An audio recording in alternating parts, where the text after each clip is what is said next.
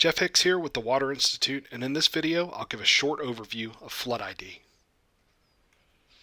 FloodID was born out of needs expressed by state, local, and federal emergency managers looking for more localized flood forecasts than what is broadly available through national sources.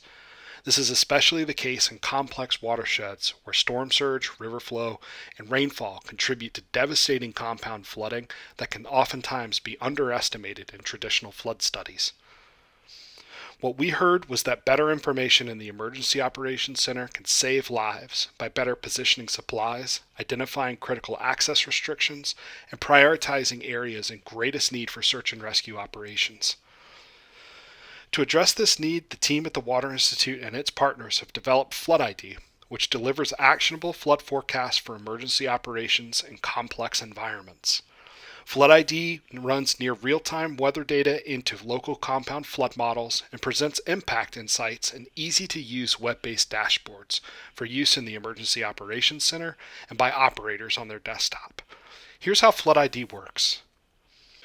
A range of flood model input data, such as forecasted rainfall, wind, and pressure, are gathered from trusted sources such as the National Hurricane Center, National Weather Service, and the Navy.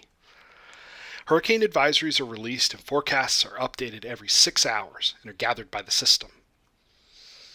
These data are formatted and input into geographically redundant cloud computing resources that perform the flood simulations by running the weather forecast through localized hydraulic models. This takes about an hour to output high-resolution coastal water levels and highly localized flood depths.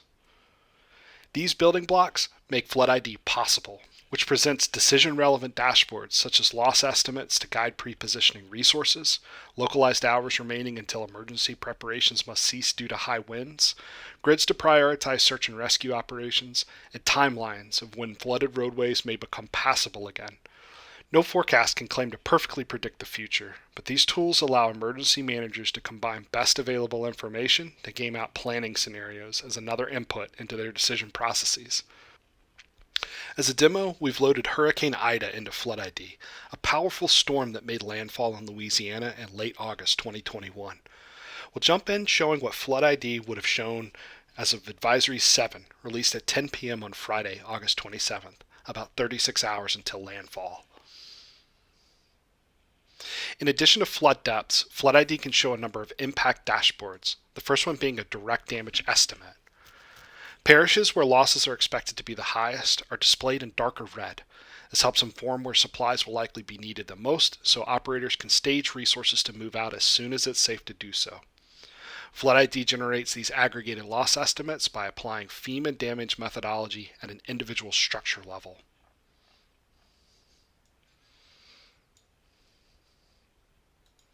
I'll advance to 10 p.m. Central on Saturday, a day later and 12 hours until the storm makes landfall.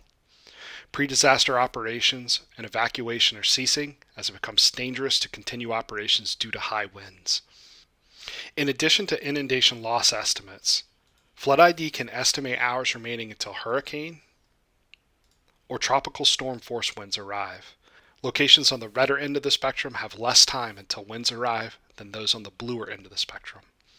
The maps can be summarized by jurisdiction to show how much time each location has until tropical storm force winds arrive and operations must cease. Now FloodID is set to auto-refresh, so if this dashboard is on display in the EOC, as soon as a new forecast is published, the dashboard will update. Now I'll advance time forward until Advisory 13 at 7 a.m. Central, the last advisory before landfall.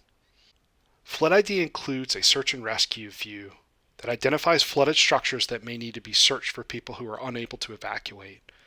Now the aggregations in the system can be tailored to a specific agency's needs, such as by neighborhood at a city scale, or in the case of the state of Louisiana, to match their search and rescue grid used for emergency operations.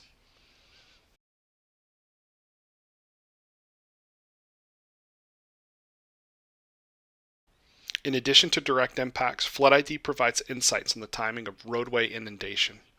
Road segments can be selected, which displays a color code for fording depths of various vehicle types, areas that are impassable by car, truck, high water vehicle, and then swift water rescue.